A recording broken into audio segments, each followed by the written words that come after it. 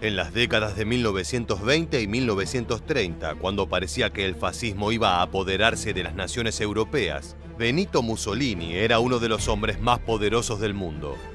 Como dictador de Italia formó una alianza con Adolf Hitler y le dio su apoyo en la Segunda Guerra Mundial, cuando el eje se enzarzó con los aliados en una contienda desgarradora. Sin embargo, a pesar de que todos sabían quién era el Duce y cuál había sido su trayectoria, lo cierto es que el líder fascista se las ingenió para ocultar sus secretos más oscuros.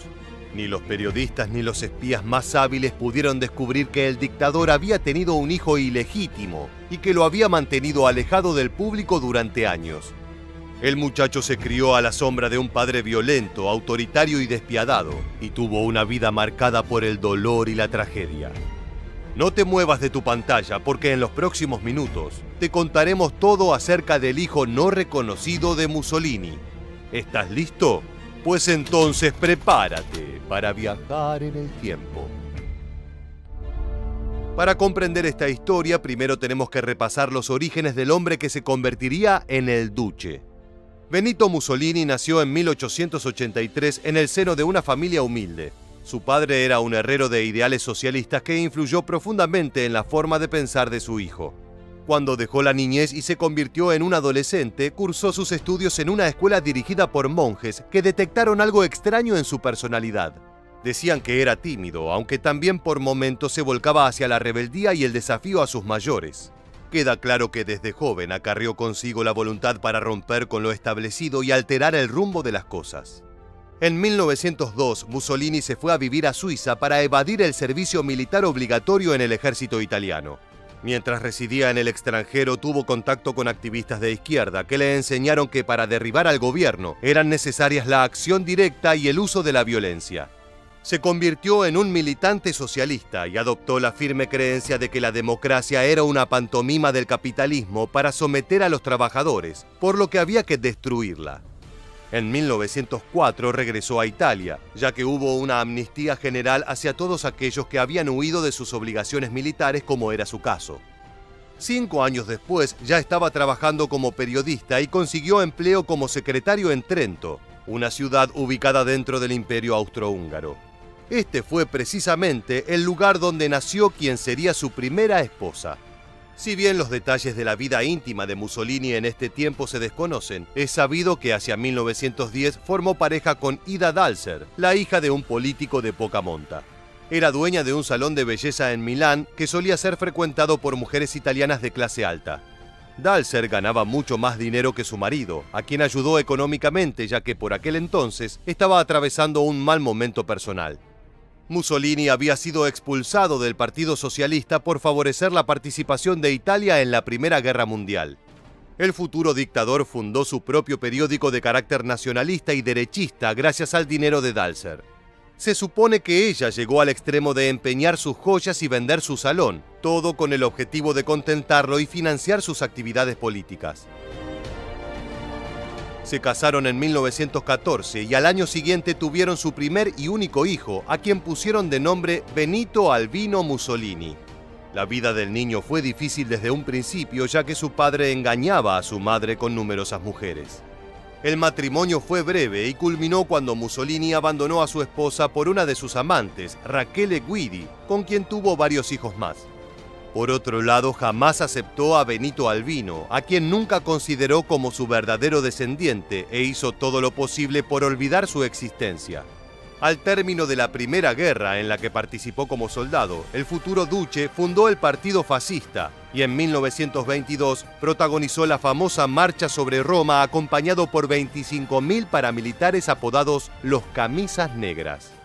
El rey de Italia, impresionado por esta demostración de fuerza, lo nombró primer ministro de su gabinete, dándole así la llave del gobierno y permitiéndole iniciar el camino hacia la dictadura. Mussolini sabía que para ser aceptado por la población debía dar la imagen de un hombre con un pasado impoluto, sin ningún antecedente de inmoralidad o indecencia. Si se conocía que jamás se había divorciado de su primera esposa y que se había casado con otra mujer, podía dar su carrera por muerta. Técnicamente era un bígamo, además de haber abandonado a su hijo. Lo primero que hizo el Duce fue colocar una custodia policial sobre su primera esposa, Ida Dalser, para asegurarse de que no hablara. Ordenó vigilar también a Benito Albino, así como destruir todos los documentos y registros burocráticos sobre su matrimonio fallido. Nada de esto fue suficiente para silenciar a Dalser, quien denunció a Mussolini como un adúltero y un traidor a la patria, ya que supuestamente habría aceptado sobornos de los franceses durante la Primera Guerra Mundial. El dictador, viendo que su ex esposa no se callaría por las buenas, hizo que la arrestaran en 1926 y la encerraran en una institución para pacientes con problemas de salud mental. Los doctores se pusieron de acuerdo en declararla como insana e incapaz de valerse por sí misma, por lo que debía permanecer allí durante tiempo indefinido. Luego de 11 años vistiendo una camisa de fuerza, Ida Dalser falleció por razones desconocidas, aunque se sospecha que fue por una hemorragia cerebral. En cuanto al hijo ilegítimo del duque, los oficiales fascistas le informaron que su madre había muerto apenas fue arrestada y lo enviaron a un orfanato. Cuando tenía 15 años fue adoptado por un ex jefe de policía de la ciudad de Sopramonte, que guardaba profundas simpatías con el régimen de Mussolini. Los especialistas especulan que esta fue la forma del dictador de mantener bajo control al joven sin entrar en contacto directo con él. La vida del niño, sin embargo, fue dura, ya que a pesar de que sabía quién era su verdadero padre, se le prohibió nombrarlo e incluso lo obligaron a cambiarse el apellido a Bernardi. Cuando Benito Albino alcanzó la mayoría de edad, se alistó en la Marina Real Italiana, por lo que es probable que haya combatido en la Segunda Guerra Mundial. Pese a todas las advertencias, el muchacho siguió afirmando que era el primogénito del duque. Esto llevó a su arresto y confinamiento en una institución psiquiátrica en Milán, tal y como le ocurrió a su madre. Lo que sucedió a continuación está rodeado de misterio. El 26 de agosto de 1942, Benito Albino fue declarado muerto por los médicos que lo cuidaban. La razón de su deceso es poco clara, ya que una versión afirma que pereció tras ser inyectado con una sobredosis de medicina para inducirle un coma. De acuerdo a otras fuentes, el personal a cargo del hospital se excedió al administrarle una terapia de shock eléctrico con el objetivo de curar sus supuestas alucinaciones sobre ser el hijo de Mussolini. Aunque en ambos casos podría haberse tratado de un error fatal por parte de los médicos, lo cierto es que su padre buscaba silenciarlo a como diera lugar. Aunque es imposible saberlo a ciencia cierta, ya que no hay documentos que lo afirmen, es altamente probable que la muerte de Benito Albino haya sido un asesinato ordenado por el mismísimo duque. Poco después de perder a su primogénito, en julio de 1943, el dictador fue detenido y depuesto de su cargo. El desempeño de Italia en la Segunda Guerra fue deficiente y su impopularidad creció hasta niveles insospechados. 2 años más tarde fue fusilado por los partisanos y su cadáver colgado y expuesto ante una multitud furiosa. Fue así como terminó la vida del padre de Benito Albino Bernardi. Llegamos al final del video y queremos preguntarte, ¿crees que Mussolini asesinó a su propio hijo?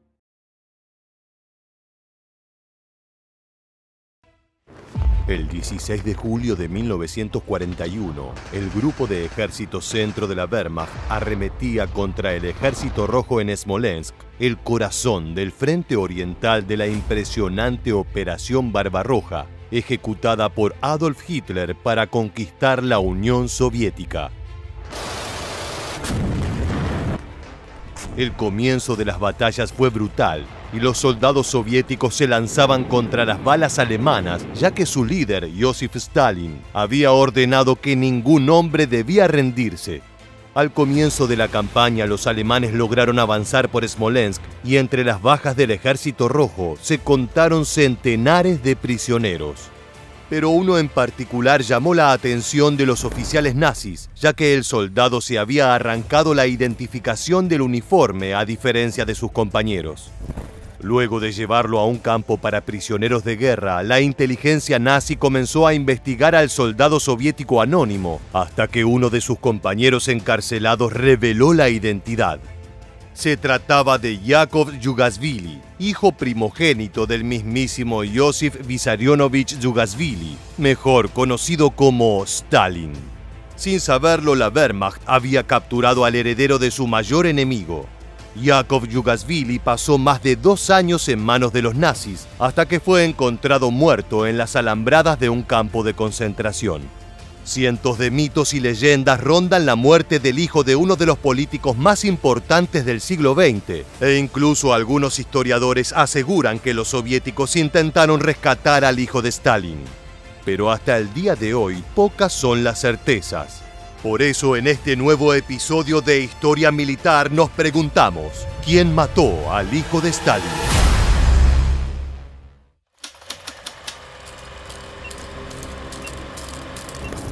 El 14 de abril de 1943, el cadáver de Yakov Yugasvili fue hallado colgando de las alambradas eléctricas del campo de concentración de Sachsenhausen, donde debido a su importancia había sido ubicado junto a altos oficiales británicos y prisioneros políticos.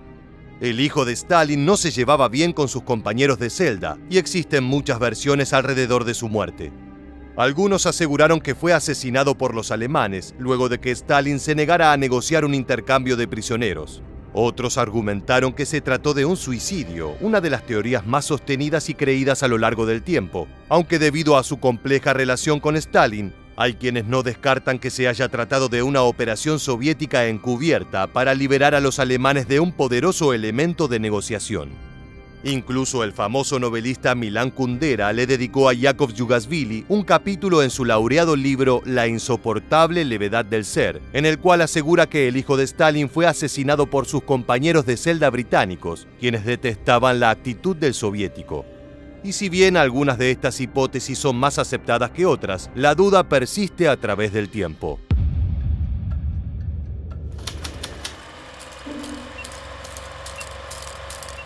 Para comprender lo complejo del asunto, debemos entender que Joseph Stalin tenía una relación extremadamente difícil con su hijo.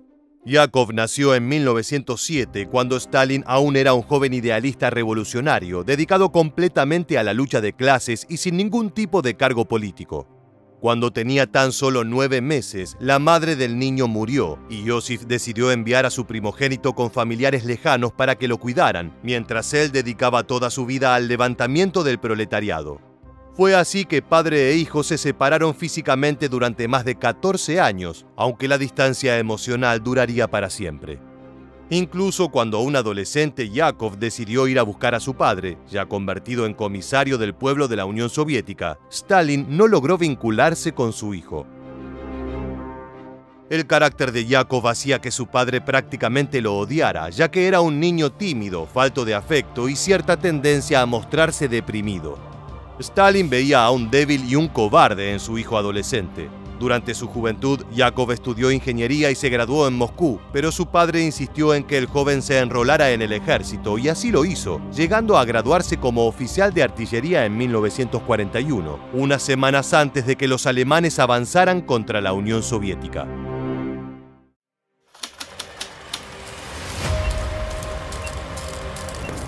Este fue el punto de inflexión en la vida de Yakov, quien apenas salido de la academia militar fue enviado al frente de batalla para resistir a la Operación Barbarroja de Hitler por pedido personal de su padre. Joseph Stalin quería asegurarse de que sus hijos no fueran unos cobardes, y tanto Yakov como su hermanastro, Artyom Sergeyev, fueron destacados en Smolensk, una de las regiones que sufriría primero el embate de la Wehrmacht.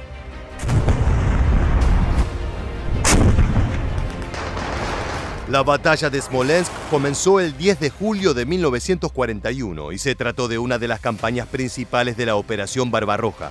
El grupo de ejército centro de Adolf Hitler tenía como orden avanzar sobre el frente oriental bajo cualquier costo, y a su vez, Joseph Stalin se oponía a que sus soldados se rindieran.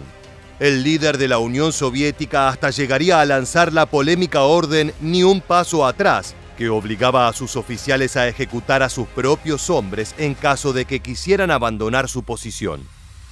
Entre estos oficiales estaba Yakov, quien servía como teniente en el 14º Regimiento Howitzer de la 14ª División de Tanques del Ejército Rojo. El hijo de Stalin dirigió a sus hombres durante los primeros días de combates que fueron los peores para los soviéticos. Sin embargo, antes de que pasara una semana, la posición de Yakov fue sobrepasada por las fuerzas enemigas y sus hombres muertos o capturados. Aquí es donde la historia comienza a ramificarse, ya que desde el momento de su captura los hechos cuentan con varias versiones.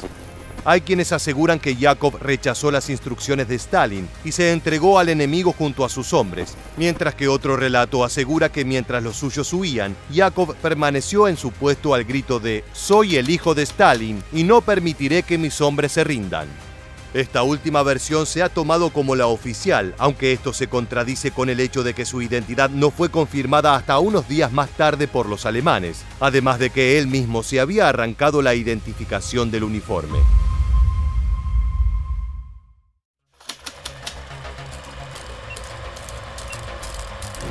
Una semana después, el Tercer Reich anunció oficialmente la captura del hijo de Stalin, noticia que no le cayó para nada bien al líder de la Unión Soviética.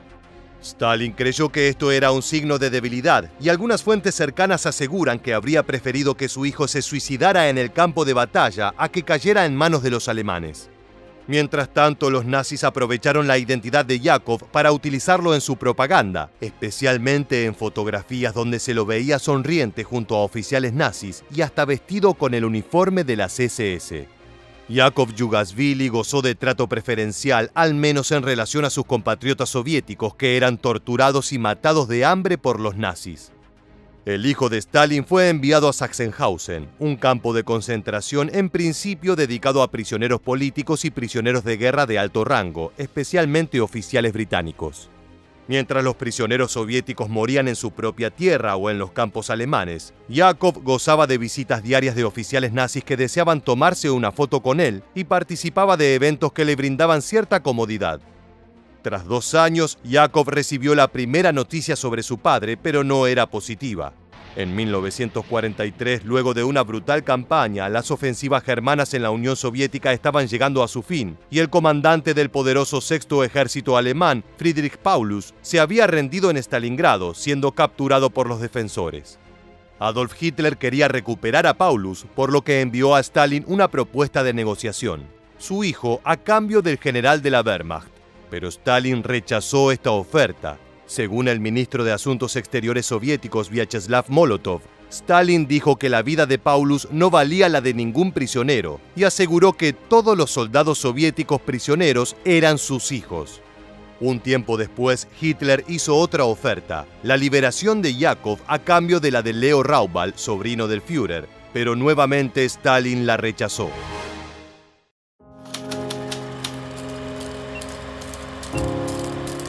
Si bien todo indicaba que Stalin detestaba a su hijo, existe la leyenda de que en 2 ocasiones articuló unas fallidas misiones de rescate para recuperar a Yakov, aunque más allá del hecho de que supuestamente existieron, nada se sabe sobre cómo fueron. Lo que sí se sabe, y aún es motivo de debate, es que el 14 de abril de 1943, Yakov Yugasvili, hijo del mayor líder del Partido Comunista, fue encontrado muerto, colgado de las cercas eléctricas del campo de Sachsenhausen. El cuerpo también presentaba heridas de bala, por lo que se consideró que había sido fusilado por los alemanes durante un intento de escape. Pero como mencionamos al principio, las posibilidades e hipótesis sobre el fallecimiento de Yakov jamás quedaron del todo claras. La hipótesis principal es la de la muerte por mano propia, ya que rechazado en su adolescencia por su padre, Yakov había mostrado signos de tendencia suicida. Esto llevó a los historiadores a creer que luego de que Stalin se negara a cambiarlo por prisioneros alemanes, Yakov habría corrido intencionalmente hasta el alambrado para así ser asesinado. No obstante, existen otras teorías como la que asegura que Yakov corrió hasta las cercas eléctricas luego de una fuerte discusión con sus compañeros prisioneros británicos, quienes los detestaban particularmente. Esta hipótesis aparece plasmada en documentos oficiales que los aliados rescataron del campo de concentración y que no mostraron a los soviéticos hasta décadas más tarde.